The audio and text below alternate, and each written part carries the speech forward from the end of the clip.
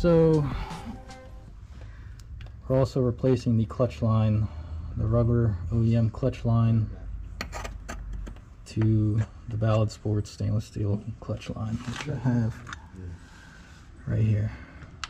This is for AP1. AP2 has a different line, so make sure you get the right one for your car. Gives you a new banjo bolt with 2 new washers. So what you want to do first is,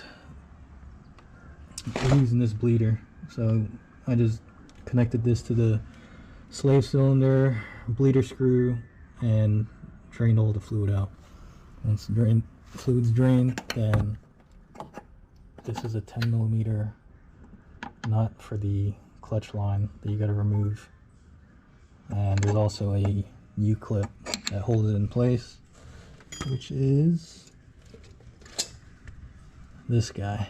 So you just use pliers, pull this out, and it holds the line in place. And this is a 14mm bolt that you got to remove. So once that's removed, you can install the new line with the new hardware. So we'll do that right now and get back to you. Alright, so we got the Ballade Sports clutch line connected.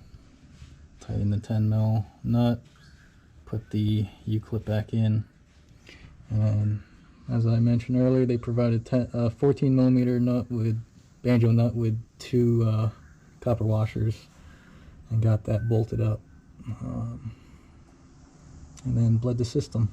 So we're good. Lower the car on the ground and take it for a spin.